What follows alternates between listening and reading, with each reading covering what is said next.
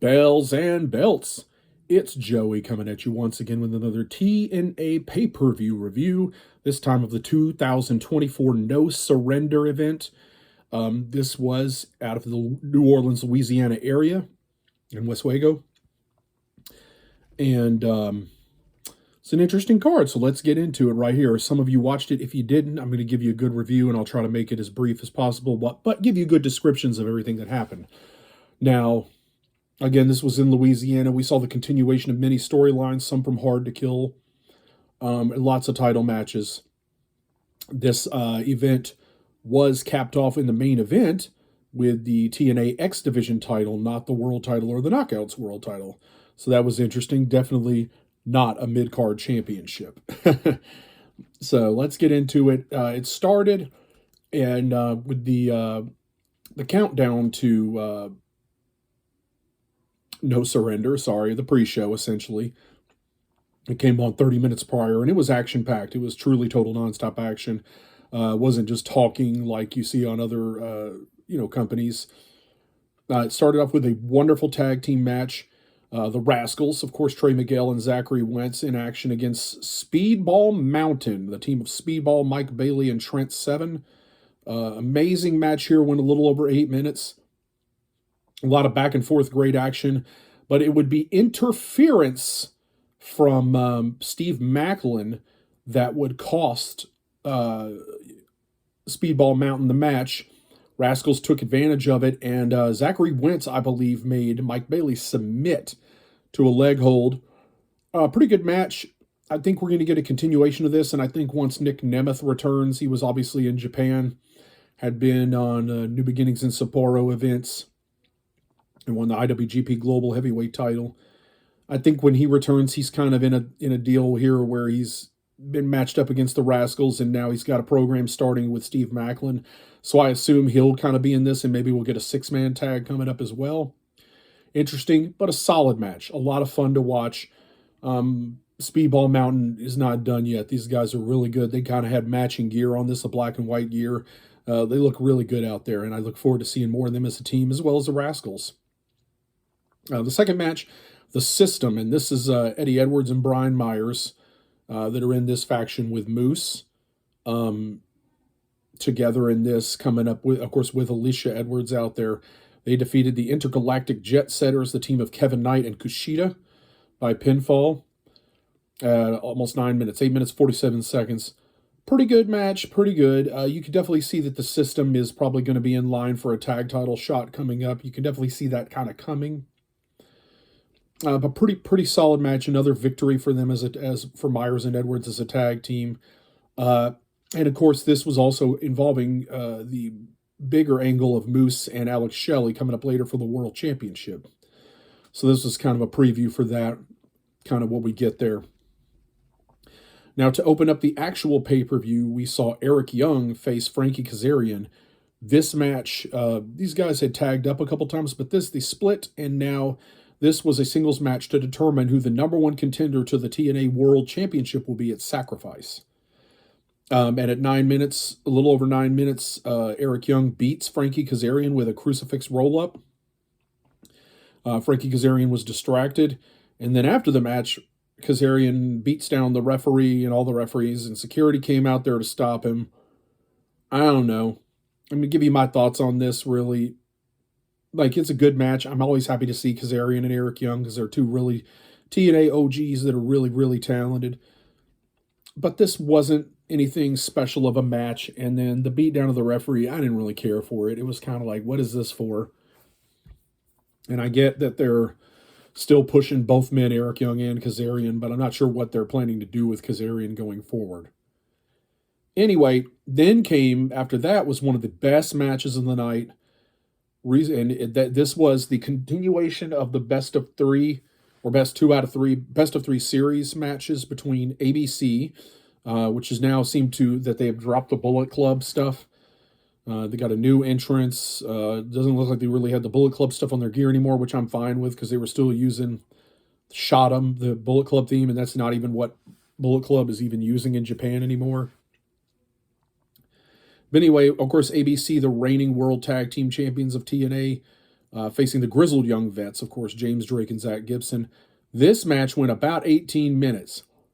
The first couple matches were really good. The grizzled young vets started off with a victory on Impact a few weeks ago, and then we saw the second match. ABC got the win back, but this time it would be ABC getting the win to close the series out and retain the World Tag Team titles.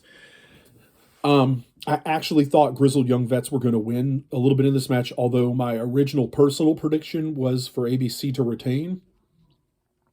This was a very good match back and forth, and it didn't seem to hurt the Grizzled Young Vets. I'm sure they will be back in the tag team title picture eventually. I'm not sure if they are signed full-time to TNA or will kind of go away for a little bit and come back or something. No idea what the plan is with that.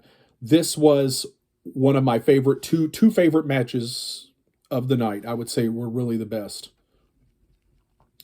Then we got PCO and Khan in a monster kind of match. They should have had like a Monsters Ball match. Instead, they put PCO and Khan in a match where somebody could get disqualified. And to me, that's just a mistake because PCO defeated Khan by disqualification at about 4 minutes.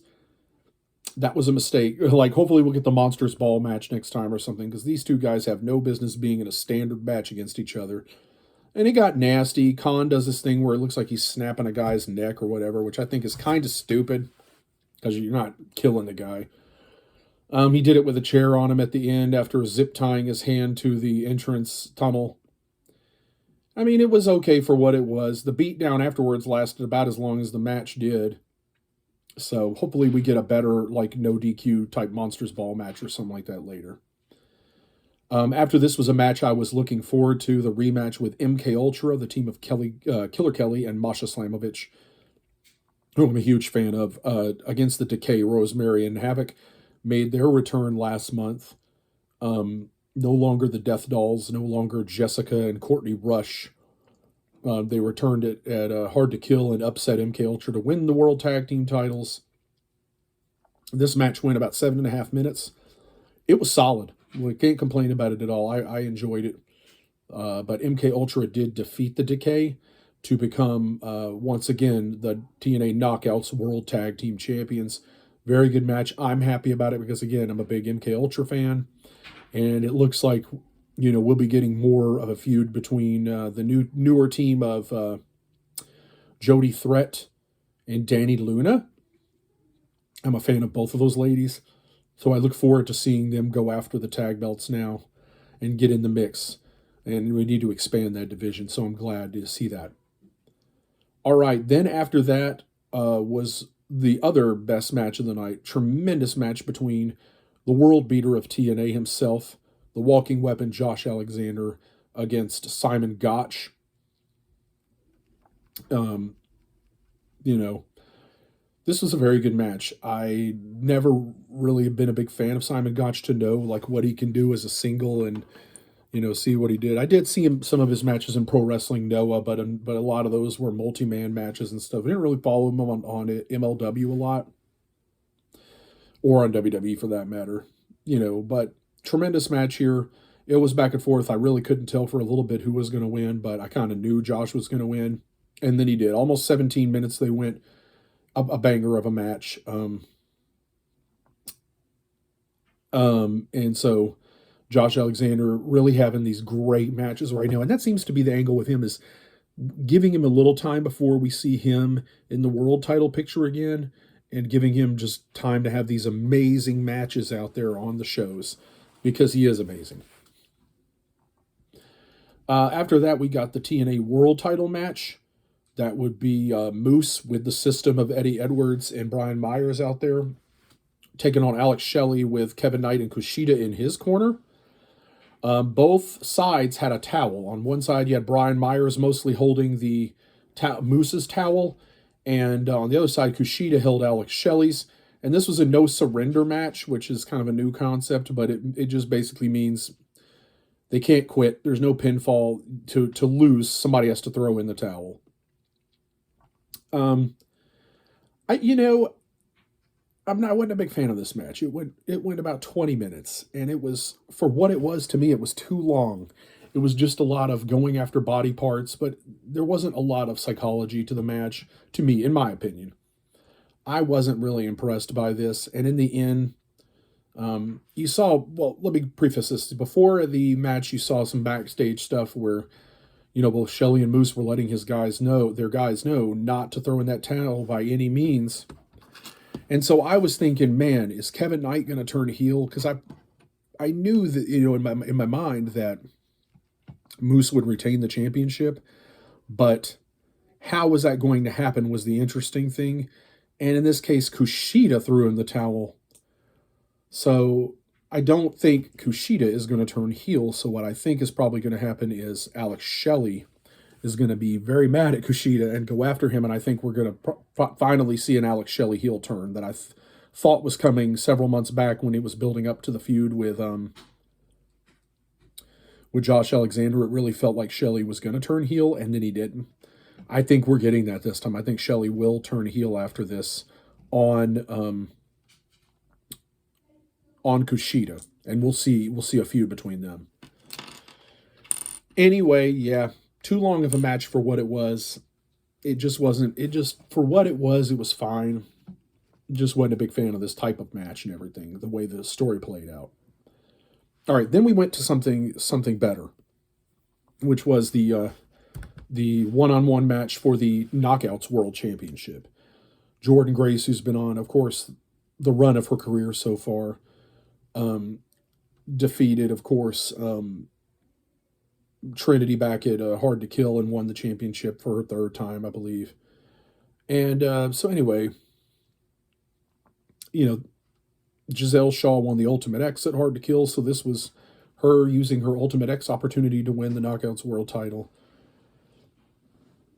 And Jordynne Grace wins, close to 20 minutes. It was a good match. It really was. I didn't know the angle they were going with here because, in the weeks prior to this, Giselle was talked to Gail Kim, and Gail Kim let her know that, her people were holding her back. The Shaw Taraj with Jay Vidal and Samantha Evans. And it's kind of like, okay, now you took the heaters away, the people that do her dirty work. How's she gonna, how's this gonna go with her going after the belt? And of course, it didn't go well. Jordynne Grace did defeat her with the Juggernaut Driver, but there was a lot of back and forth. This was a good match, and Giselle looked good in it. But Giselle, has been there a couple years in the company now, 2 or 3 years. She's had shots at the world title. She's had shots at the world tag team titles. I'm like, what is the point with her anymore? What are they trying to do with Giselle at this point? I was expecting kind of a swerve. Maybe she would get a new corner person in this at this show or something like that. And Ash by Elegance did appear out at ringside to watch the match.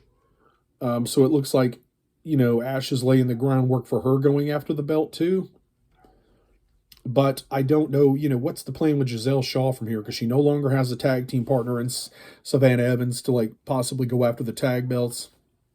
And she's lost now her best opportunity at winning the Knockouts World Championship. Again, great match, no complaints there. That was probably the third best match on the card. Pretty solid overall. And then we're going to get into the main event now. The main event, the TNA X Division Championship. Not a mid-card championship, guys. The digital media is the mid-card title. So happy to see the X Division title. I did not understand this, but this is the first time since 2005 that the X Division Championship has been in the main event of a pay-per-view. And we had Mustafa Ali making his TNA in-ring debut, challenging the 10-time reigning X Division champion of the world, Chris Sabin. In the weeks prior to this, we saw, the Ali buying Ali's been doing this gimmick where he's a politician kind of, and he's been buying time to sponsor Chris Sabin's matches. So he's been doing stuff to get in Sabin's head.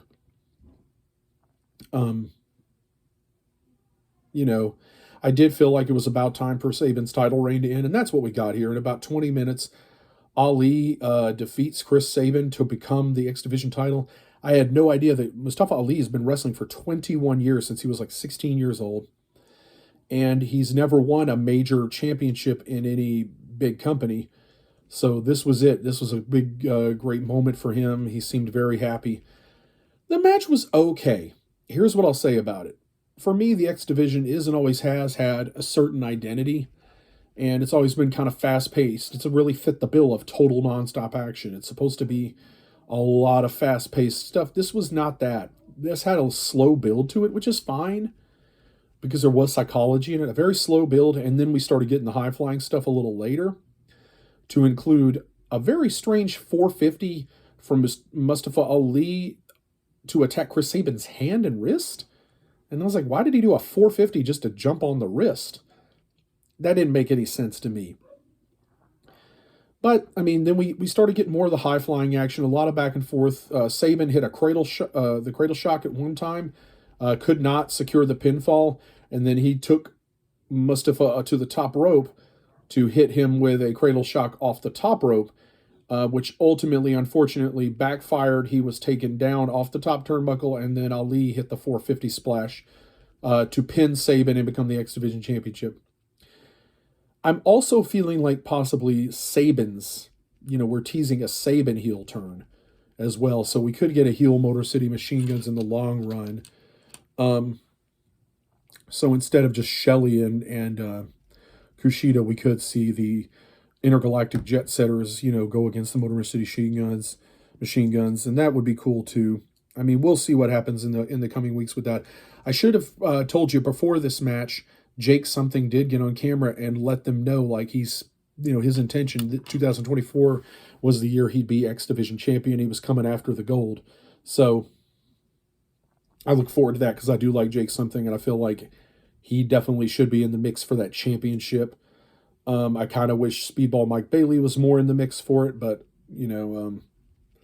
Jake something and Ali, Mustafa Ali, I'd like to see that. It's definitely, Jake is a big man, but he can do all things X Division, and he really brings a lot of excitement to the matches, so he'll be a very different type of opponent for Mustafa Ali. Anyway, a really good show overall. At the same time, if I was to grade it, I'd probably give it like a B+. Overall, the world title match, that was kind of a downer. And like I said, Eric Young and Frankie Kazarian, it's like there wasn't too much special. Now, these guys are both in their 40s now.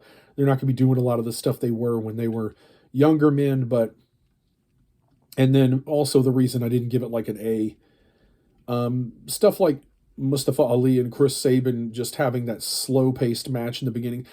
Trust me, I love hip tosses and arm drags and rear chin locks, but you do that stuff in different matches. In the X Division, it's kind of like, okay, but we got to get to the X Division style stuff.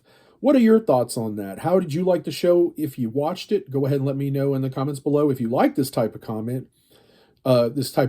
content, go ahead and let me know that too in the comments. And go ahead and make sure that you like and subscribe this video for more great content from Bells and Belts. And don't forget to join us this Wednesday night, as we will have independent wrestling superstar Just Jody live on the show, Wednesday night, 8 Eastern, 7 Central.